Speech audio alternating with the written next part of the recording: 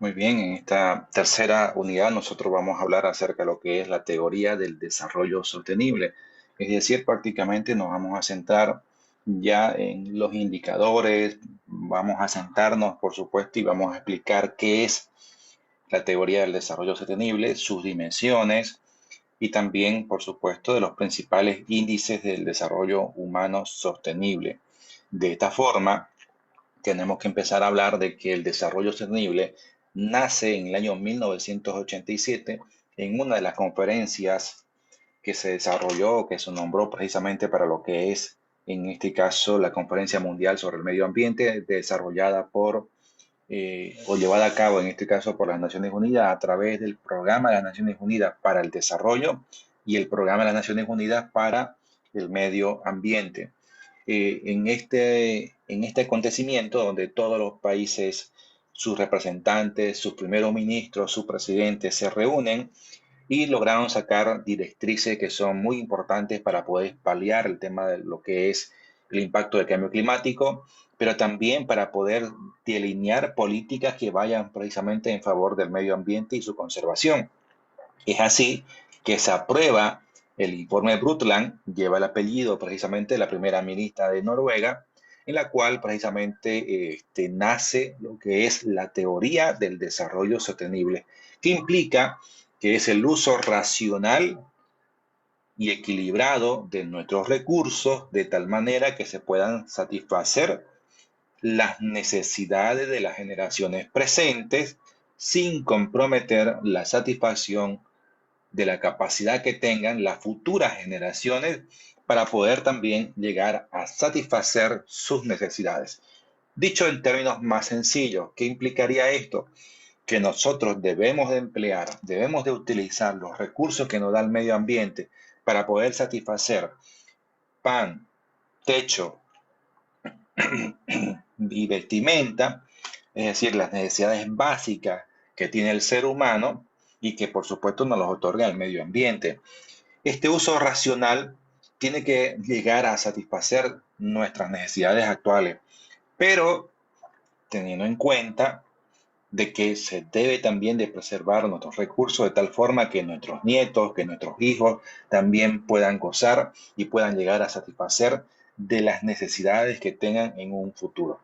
A eso se denomina en este caso desarrollo sostenible, que va a implicar, por supuesto, colocar ciertos límites para el uso de los recursos.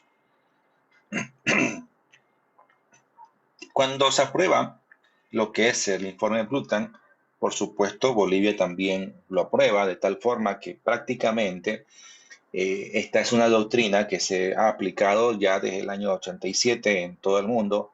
Para ser mucho más específico, en Bolivia en el año 1992, cuando se aprueba en este caso lo que sería la ley 1333 o la ley de medio ambiente, establece en sus diferentes artículos el hecho de que Bolivia precisamente ingresará o utilizará la teoría del desarrollo sostenible como mecanismo para poder alcanzar un mayor grado de desarrollo.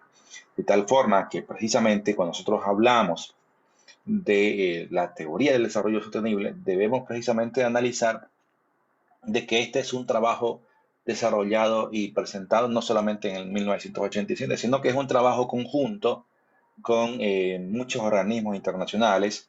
Habíamos mencionado lo que es el Programa de las Naciones Unidas para el Medio Ambiente, que ya venía trabajando sobre una de esta doctrina con mucha antelación, en realidad desde 1980, conjuntamente con lo que es la WWF, que son, en este caso, instituciones que apoyan el tema medioambiental, que apoyan precisamente en lo que viene a ser, en este caso, el tema de conservación, y es una de las principales organizaciones no gubernamentales que favorece precisamente el tema del cuidado y preservación del medio ambiente.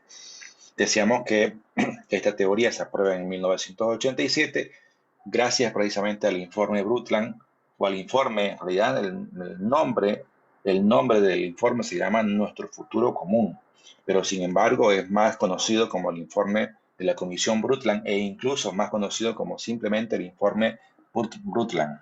Debido, vuelvo a insistir en esto, debido al apellido de la primera ministra de Noruega, quien oficiaba como la anfitriona de lo que viene a ser de este evento. ¿Cuáles son sus dimensiones que tiene lo que viene a ser en este caso el desarrollo sostenible como tal? Vamos a hablar, vamos a hablar precisamente de que el desarrollo sostenible como tal, pues trabaja en todos los ámbitos. Si bien hay una trilogía que es indispensable que tomamos en cuenta, porque el desarrollo sostenible, decíamos que va de la mano del desarrollo económico. Por ende, está en tres grandes dimensiones, lo que viene a ser la parte económica, la parte ambiental y la parte social. Sin embargo, cuando nosotros hablamos de desarrollo sostenible, vamos a decir que este es interdisciplinario y también es intersectorial. ¿Qué implica que sea interdisciplinario? Que implica no solamente estos tres ámbitos que acabamos de mencionar, sino también abarca lo que viene a ser en este caso el ambiente cultural, político y espiritual. Es decir, debe ser enfocado desde un punto de vista holístico.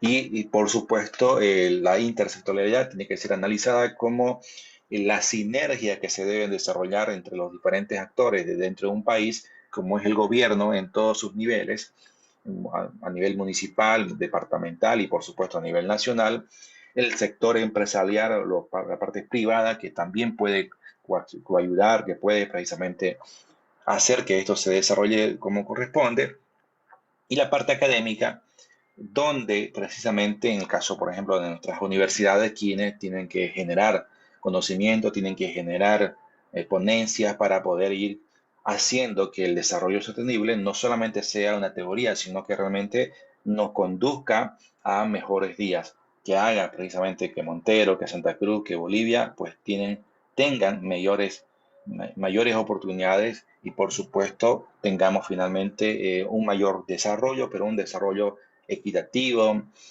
con equidad y por supuesto de una forma mucho más responsable.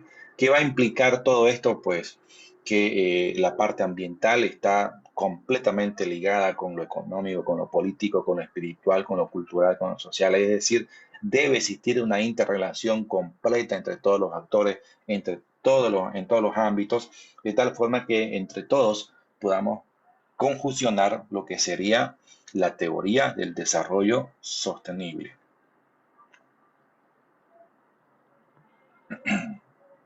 Entonces, precisamente, nosotros estábamos hablando de esta gran trilogía entre lo que es lo económico, lo ambiental y, por supuesto, lo social. Si estas tres grandes teorías, estos tres grandes elementos se conjuncionan, entonces vamos a llegar a tener lo que sería un desarrollo sostenible óptimo. Quienes logran de alguna manera un mayor grado de desarrollo a nivel mundial, quienes de alguna manera han cumplido con sus condiciones, quienes han logrado precisamente conjuncionar estos tres grandes elementos. Por eso que existe una gran diferencia entre lo que es el desarrollo económico y el crecimiento económico. Vuelvo a insistir con este ejemplo, en el caso, porque muchas veces hay y sigue habiendo una confusión. Bolivia, por ejemplo, tiene en esta gestión se pretende alcanzar un crecimiento del 6,11%. ¿Qué va a implicar esto? Estar entre los primeros lugares de América Latina en cuanto a crecimiento. Bueno, según los indicadores del banco, según las proyecciones que tiene el Banco del Estado y el Ministerio de Economía. Ahora, cómo nosotros como ciudadanos percibimos, cómo nosotros de alguna manera mejoramos nuestras condiciones económicas, probablemente vaya como que dice en contradicción, ¿no es cierto? Es lo mismo cuando pasa el tema de la inflación. Uno cuando va con 100 bolivianos hace 5 años atrás sabía que podía traer varias cositas. Hoy con 100 bolivianos pues es probable que no traigas casi nada, ¿no es cierto? Sin embargo, la tasa de inflación oficial emitida por el INE pues no supera el 1%. Entonces, pareciera ser que lo que vive la realidad de las personas es completamente diferente a estos principales indicadores que son manejados por el gobierno. De todas maneras, fíjense, para que existan y ustedes comparen, crecimiento económico es lo que de repente se está mostrando, que Bolivia está con una situación económica relativamente estable, que su proyección nos va a decir que a final de año vamos a llegar al 6,11%. Y también cuando hablamos ya de desarrollo sostenible, cuando nosotros hablamos de desarrollo económico, vamos a utilizar lo que es el índice de desarrollo humano. Este es un indicador que implica, que utiliza estos tres grandes elementos: el tema económico, el tema social y el tema ambiental. Y ahí, cuando ya salen los principales resultados, a Bolivia lo van a catalogar en un puesto 109, 110, 111, 112. Es decir, que hay más de 100, 109 o 106 países que están en mejores condiciones desde el punto de vista holístico, desde el punto de vista del desarrollo sostenible. Entonces, significa que hay mucho, pero mucho por trabajar y por supuesto, esta es como que una realidad mucho más palpable, como que es algo mucho más real. Saber de que, por supuesto, hay más de 100 países que tienen mejores condiciones en cuanto a calidad de vida hacia su población. Nos hablan que cuando nosotros decimos de desarrollo sostenible, debe existir tres grandes elementos, debe existir tres grandes, lo que sería en este caso, tres grandes condiciones para que un país, para que un país en este caso pueda alcanzar el desarrollo sostenible. Y vamos a hablar de que existen tres, tres condiciones. La primera, que ningún recurso renovable deba utilizarse a un ritmo superior que al de su propia generación. ¿Qué implica esto y para que nosotros podamos entenderle?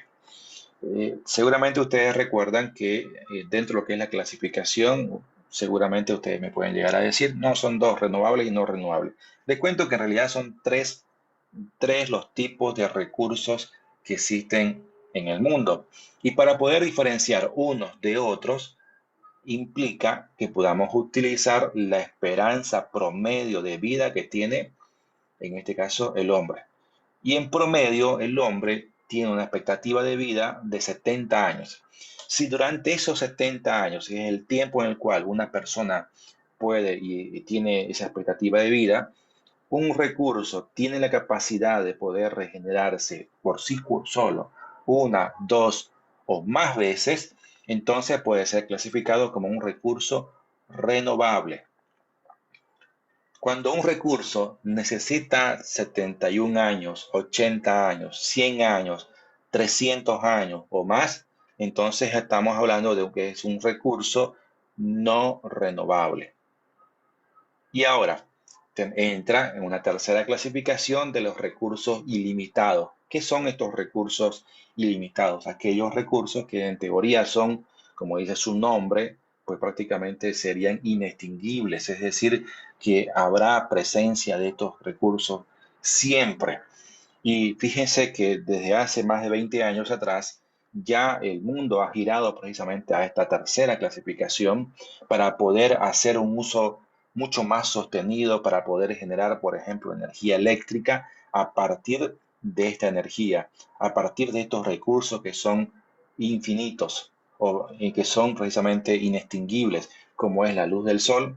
Gracias a la energía, a la luz del sol, tenemos la energía fotovoltaica, como es en este caso la velocidad del viento. Hoy en día estamos produciendo energía eólica gracias precisamente a esto, gracias al viento. Tenemos, por ejemplo, lo que es el poder del agua y que hoy en día estamos nosotros utilizándolo precisamente a través de las energías geotérmica. Y finalmente, una de las más recientes, pero que tiene un mayor impacto, que es precisamente en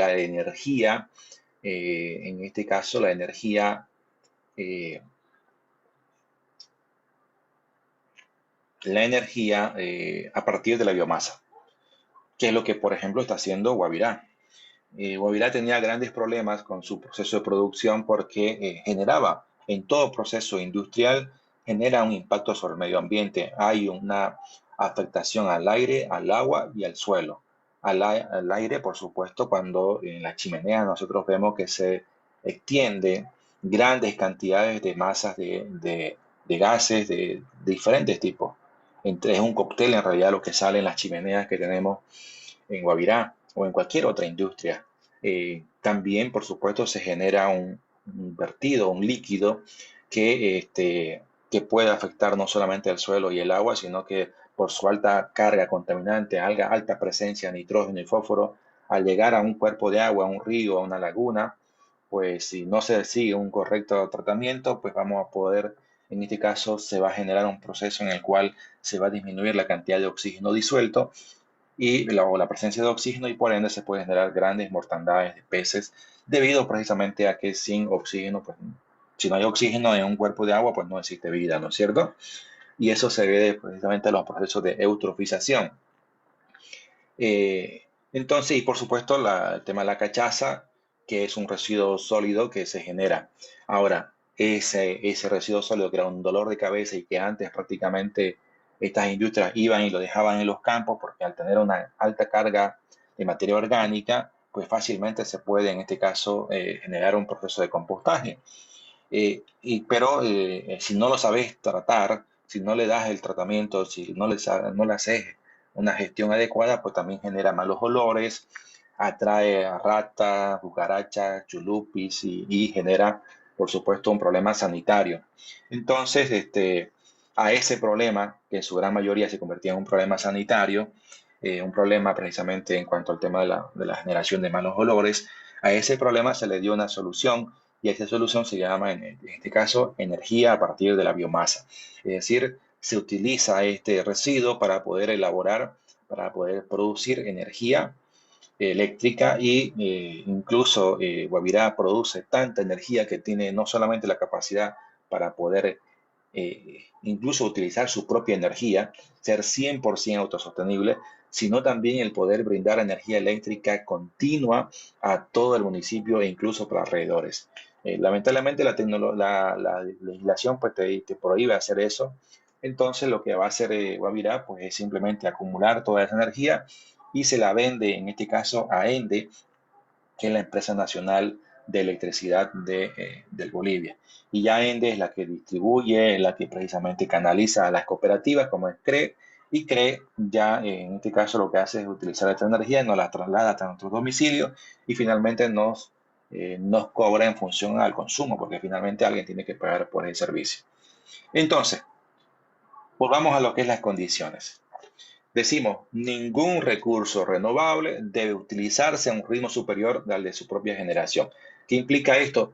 Que nosotros no explotemos estos recursos renovables eh, sin que le demos el tiempo para que se genere su propia regeneración. Fíjense que en Brasil, por ejemplo, por cada árbol talado, legalmente talado, el propietario de esa institución, de ese lugar, de esa finca, de esa propiedad, tiene que reforestar o poner dos plantines por cada árbol tumbado. Eso dice la normativa. Entonces, fíjense, eso te va a permitir de alguna manera pues cumplir con este requisito. Y de esa forma hay cientos de miles de iniciativas, incluso normativas en los diferentes países que son o están tendiendo precisamente a cumplir con este primer requisito. La segunda condición dice que ningún recurso no renovable deberá aprovecharse a una velocidad mayor de la necesaria para poder ser sustituida por un recurso renovable para que ésta sea utilizada de forma sostenible. Eh, ¿Qué implica esto? Que no utilicemos los recursos no renovables, en este caso, por ejemplo, el petróleo y sus derivados. Nosotros sabemos precisamente que es un recurso no renovable porque evidentemente para poder que éste se regenere tiene que pasar más de 70 años. Entonces, nosotros no tenemos que utilizar o aprovechar esta gasolina a un ritmo superior de la necesaria para poder sustituirla. Fíjense que en el mundo entero prácticamente hablamos de biodiesel, hablamos de etanol, hablamos de coches que funcionan con energía eléctrica, coches híbridos, coches que funcionan con energía solar. Es decir, prácticamente hay muchas iniciativas y hay muchos inventos y se sigue trabajando precisamente en el mundo entero para poder llegar a cumplir con esta con esta condición, de tal forma que incluso en muchos países ya hablamos de que ya no existe prácticamente lo que sería vehículos con, o por lo menos en esos países que ya no se está utilizando vehículos que funcionen a gasolina. En países europeos hay muchos países que están utilizando vehículos eléctricos. Entonces hay una sustitución completa, están cumpliendo con esta segunda condición. La tercera condición nos dice que ningún contaminante debe producirse a un ritmo superior del que pueda ser reciclado, neutralizado o absorbido por el medio ambiente. ¿Qué va a implicar esto?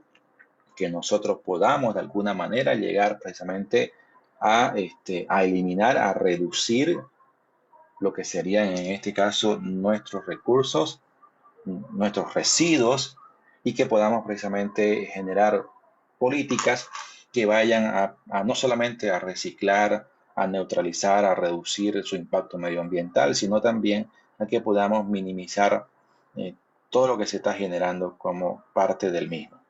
Entonces eso también es importante que lo tomemos muy en cuenta, ¿ya? Eh, entonces, cuando nosotros hablamos precisamente de esta trilogía, debemos hacer una alianza entre lo que viene a ser la economía y la que es la ecología para poder garantizar la sostenibilidad en el tiempo. ¿Qué va a implicar todo esto?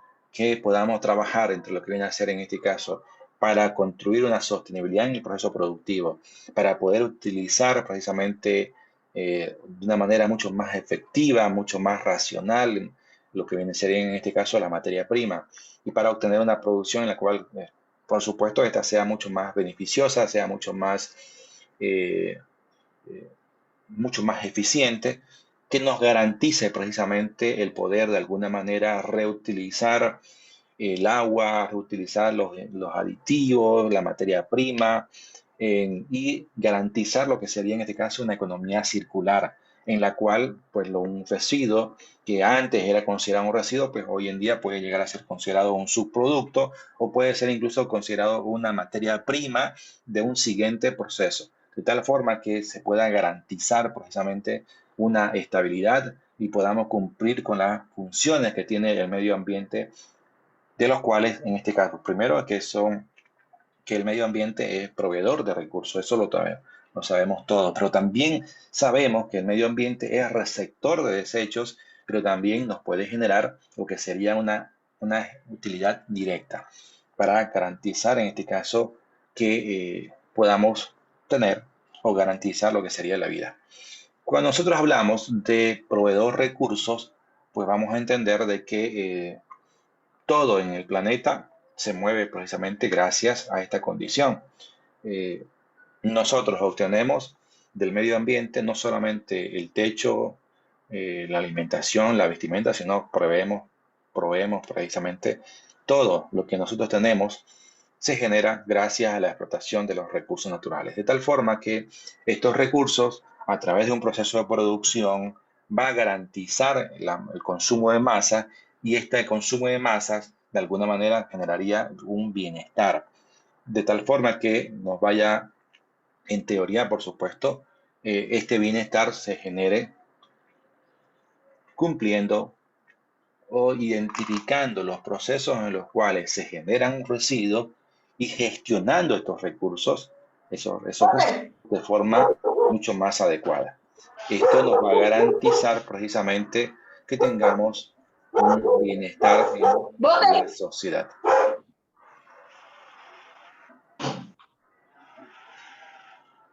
Ok, entonces gestionamos de forma cíclica nuestros recursos. Cuando prácticamente no se genera un bienestar dentro del proceso productivo, cuando la cantidad de residuos que se tienen o que se generan dentro del proceso productivo es precisamente mayor a la capacidad que tiene de asimilación que tiene el medio ambiente. Si nosotros tenemos por supuesto, una producción mucho mayor, mucho más grande que el de que la propia generación de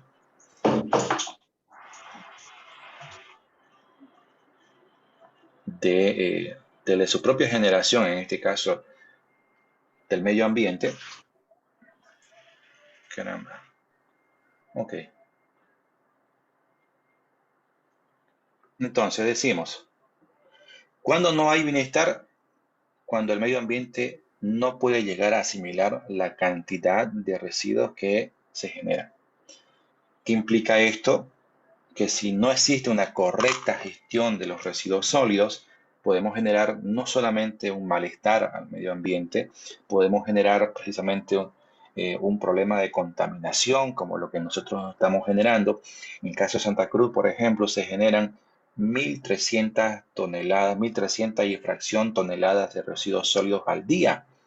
Y fíjense que la capacidad que tenemos como ser, como Santa Cruz, como gestión misma, es tan inadecuada que el 85, 90, 95% de todos esos residuos terminan prácticamente en un relleno sanitario. ¿Qué implica esto? Que por supuesto no hay bienestar. No se genera bienestar porque lo que estamos haciendo es prácticamente teniendo una bomba de tiempo en el cual prácticamente genera no solamente malos olores, sino generan procesos de contaminación y afectaciones al suelo, al agua y al aire.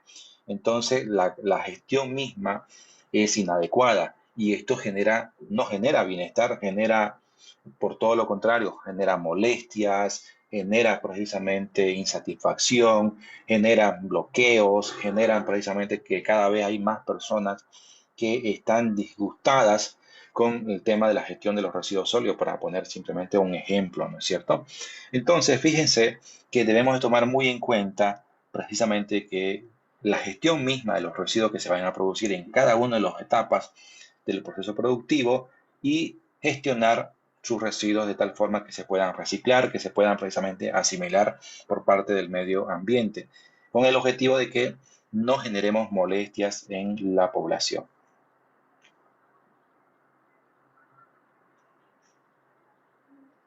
Entonces, debemos precisamente de utilizar estos recursos de una manera mucho más eficiente, de una manera mucho más equitativa, de tal forma que se genere, como habíamos mencionado anteriormente, esta interacción entre estos elementos, entre lo económico, entre lo ambiental, entre lo social, para poder garantizar que se cumpla precisamente las condiciones y las teorías del medio ambiente. ¿Nos falta muchísimo? Por supuesto que sí, pero debemos precisamente de iniciar este camino, este recorrido, y debemos de cambiar por sobre todo nuestra forma de pensar, nuestra forma precisamente de ver al medio ambiente y ser mucho más comprensivos, y de alguna manera podemos gestionar esto que nosotros estamos haciendo con el ecoladrillo, por ejemplo, que es un tema netamente medioambiental y que puede ayudar de alguna manera a reducir, aunque sea en 1%, la cantidad de residuos que se puedan generar, que tiene un impacto mucho más fuerte si esto lo hacemos y se convierte en una actividad cotidiana, si nosotros lo empezamos a desarrollar, como quien dice,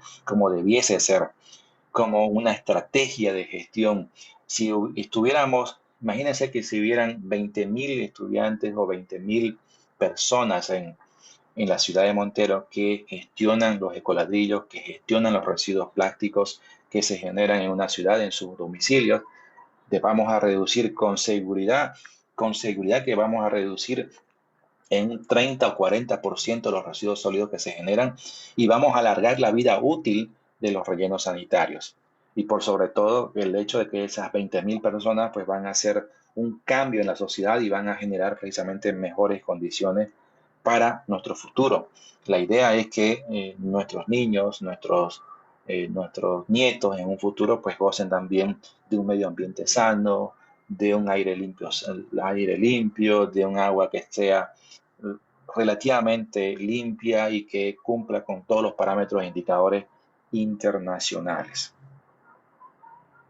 para poder hablar de calidad de agua, ¿ya? Bien, hablemos de indicadores. Hablemos de indicadores del desarrollo sostenible. Para ello vamos a hacer referencia de manera muy concreta a lo que es el desarrollo, el índice de desarrollo humano. Por supuesto, vamos a analizar estos elementos y vamos a llegar a decir que en forma inicial el índice de desarrollo humano se aprueba recién en el año 1990. Antes de 1990, prácticamente podríamos llegar a decir que solamente se hablaba y se analizaba el tema del crecimiento bajo los términos macroeconómicos, es decir, se utilizaba el PIB, es decir, el Producto Interno Bruto que tenga un país para llegar a comparar precisamente si es que ha tenido un mayor grado de desarrollo en comparación con otros países. De tal forma que, por supuesto, en cuanto al tema de crecimiento, vuelvo a insistir, fíjense, este es el promedio en el cual, en teoría, las previsiones de crecimiento que vamos a tener a nivel de América Latina y a nivel incluso y del Caribe, se preveía que para el 2020-2021 tengamos uno de los crecimientos relativamente más estables. Fíjense, en el 2020, cuando prácticamente todos habían superado los menos dos dígitos debido al tema de la pandemia, Bolivia solamente había tenido el menos 5,9% en cuanto a lo que sería la proyección en cuanto al tema de crecimiento, pero vuelvo a ser, este es un indicador mezquino, este es un indicador que habla solamente de la parte económica, es un indicador que no se traduce en la realidad y que por supuesto no mira el tema de la pobreza, no mira indicadores, el acceso a la educación, el acceso a la salud, hay muchos indicadores que no son tomados en cuenta precisamente para poder medir el tema, y esto es netamente crecimiento, muy diferente a lo que ya nosotros venimos sosteniendo y de lo que venimos precisamente hablando respecto a lo que sería el índice de desarrollo humano sostenible. ¿Qué sería el índice de desarrollo humano? Es un indicador alternativo que nos permite medir, evaluar y comparar grupos de países, comparar países y grupos precisamente para poder llegar a medir si es que estos países pues tienen un mayor grado de desarrollo en comparación con otros. Bien, analicemos entonces los indicadores tradicionales y los indicadores alternativos que se han ido generando durante todo este periodo de tiempo. Vamos a hablar precisamente de que los tradicionales eran precisamente medidos a través de lo que viene a ser en este caso el PIB per cápita, la tasa de crecimiento del PIB. Esa era la forma economista precisamente de poder de alguna manera analizar el tema del desarrollo que tenía un país. Y luego, a partir de 1990, cambia esta figura y aparece el índice de desarrollo humano sostenible. También se analiza el tema del índice de la mortalidad, la tasa de desempleo, los médicos por habitante, y hay una serie de indicadores, no solamente los que están acá, aquí están los más importantes, y hoy en día los que están un poquito más de moda, en este caso son los indicadores alternativos que de alguna manera también coayudan y apoyan a lo que es el índice de desarrollo humano.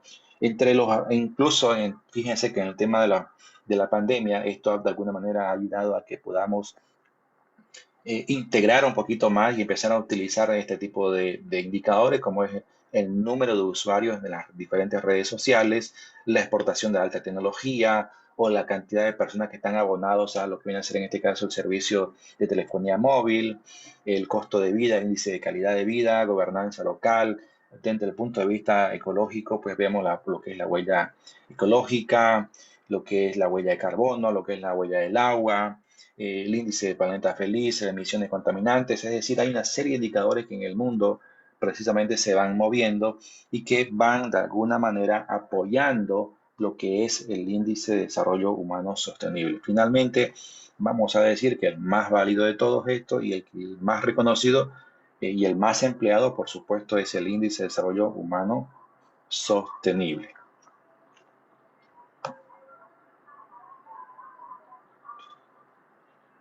Entonces, decimos que este índice no es otra cosa que un proceso en el cual se brinda una mayor oportunidad a las personas, entre ellas precisamente en aspectos relacionados con lo que es la vida prolongable, al acceso a la salud, al acceso a la educación, el nivel de vida que tenga un país, una población y la garantía del acceso a los derechos humanos que se puedan tener precisamente en un país. Para ello, volvemos a insistir, el índice de desarrollo humano tiene tres grandes niveles, tres grandes indicadores que ayudan o conforman precisamente lo que es este índice. El primero es el tema de la salubridad, la educación y el nivel de consumo.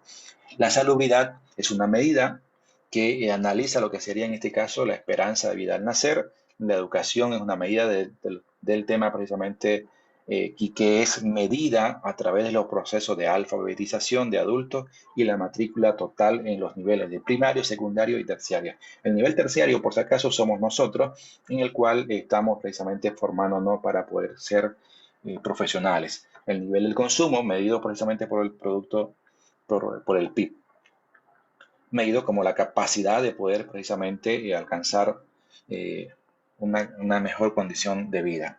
Estos tres elementos debemos precisamente de tomarlos en cuenta y finalmente el índice de desarrollo humano de un determinado país sale de la fórmula de un tercio del índice de la educación de un determinado país más el índice de salud del mismo país más el índice del nivel de vida dividido del país que está siendo analizado. De esa forma, nosotros precisamente vamos a llegar a determinar lo que sería este índice de desarrollo humano y sale precisamente dentro de los valores de 0 a 1. Es decir, aquel país que esté más cercano a 1 significa que prácticamente tendrá un mayor índice de desarrollo humano. El país que esté más cercano a 0 significará todo lo contrario. Entonces, esta es nuestra historia en cuanto al tema del índice de desarrollo humano en Bolivia. En los últimos años hay un mejoramiento, es cierto que hay un mejoramiento, hay una mejor condición. El drama es que nosotros caminamos como quien dice a paso de tortuga y hay otros países que están caminando o que ya están corriendo como quien dice, ¿no? Entonces no estamos de ida a la par con otros países y cuando hablamos del índice de desarrollo humano, habíamos mencionado que no es otra cosa que simplemente la comparación entre la esperanza de vida al nacer, los años de escolarización, el índice per cápita y el nivel y calidad de vida de los países, eso nos va a dar un indicador, un valor. Y ese valor sigue siendo menor en comparación con otros países. Entonces, en el 2019 era de 0,718 nuestro valor. Entre los departamentos que tienen mayor índice de desarrollo humano se encuentra Cochabamba, seguido en este caso muy de cerca con Santa Cruz de la Sierra, y aunque no lo crean, aparece San Juan de Yapacaní, aparece Camiri, aparece Puerto Quijarro, Portachuelo, entre los municipios con mayor índice de desarrollo humano al 2019. Indicadores complementarios a lo que es el índice de desarrollo humano, pues vamos a tener el índice de pobreza humano, el índice de ingreso per cápita, el índice de potenciación de género y el índice de desarrollo relativo al género. El índice de pobreza humana mide la privación en cuanto a desarrollo humano básico que tiene precisamente, es decir, la cantidad de personas que no tienen acceso a salud, la cantidad de personas que no tienen acceso a educación, la cantidad de personas que tienen menos de $1,90 para poder consumir, para poder utilizar, en este caso, para su transporte, para su alimentación y para su vestimenta en un solo día. El índice de potenciación de género mide la capacidad que tiene, en este caso, la mujer de poder ser parte activa de la vida económica, política. En este aspecto creo que hemos mejorado muchísimo porque fíjense que si nosotros analizamos la legislación boliviana, la mujer está prácticamente en un 50% ocupando los principales cargos en cuanto al tema legislativo, al menos en la parte legislativa, ¿no es cierto? Es decir, por ejemplo, un concejal titular es hombre y su suplente es mujer. El segundo titular eh, es mujer y su suplente es un hombre, y así sucesivamente. El índice de desarrollo relativo al género mide las desigualdades que existen entre el hombre y la mujer. Y el índice de ingreso per cápita mide el acceso a los bienes y servicios que generan un impacto de bienestar. ¿Qué implica esto para que podamos entenderle? Mide precisamente la capacidad que tiene una población de acceder a elementos que pueden ser considerados de lujo. Por ejemplo, el comprarse un televisor de 2.000, $3.000 o cuántas personas tienen esa capacidad de poder comprarse el último iPhone cuando de repente en el mercado también podés llegar a satisfacer tu necesidad con un teléfono de 1.200 o 1.000 bolivianos. Más o menos lo que mide sería precisamente esto. ¿Ya? En cuanto al tema de la pobreza humana en Bolivia, pues estamos, como quien dice, hay indicadores que realmente nos muestran que estamos caminando, que estamos mejorando, que hay menor pobreza, pero que por supuesto que todavía no es suficiente. Ya hay que seguir trabajando, hay que seguir precisamente generando las condiciones y creo, en mi humilde opinión, de que Bolivia ha perdido la gran oportunidad en estos 10, 15 años de poder dar un salto cuantitativo y cualitativo en cuanto al tema de infraestructura, en cuanto al tema hospitalario, porque no se olviden de que Bolivia ha pasado por una bonanza económica muy alta, una bonanza económica que no se va a repetir probablemente en unos 50 años, es decir, se conjuncionaron muchos intereses de tal forma que Bolivia gozó de una economía muy saludable, que eso debió verse reflejado precisamente en el mejoramiento de las condiciones de la población. Lamentablemente hay mucho por trabajar todavía y no se han cumplido con estas expectativas.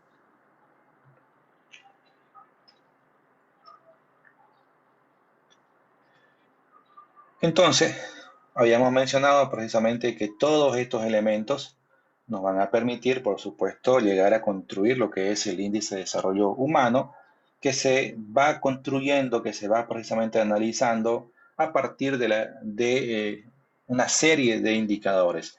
Nosotros tomamos, por ejemplo, en el caso de lo que es la matrícula universitaria, o la matrícula a nivel del segundo nivel, que sería de la secundaria, como la cantidad de jóvenes, la cantidad de niños que debieran estar, que están presentes en un municipio o un departamento, que debieran estar cursando este nivel de escolaridad, pero que sin embargo no lo están haciendo. Entonces, se va construyendo precisamente para poder aportar a lo que sería el índice de desarrollo humano.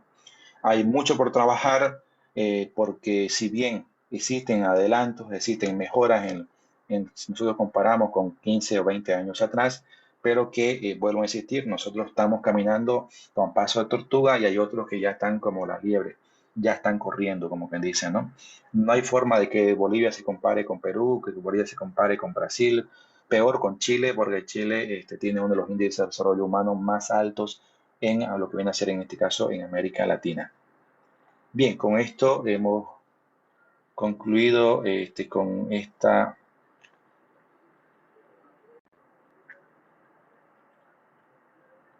nuestra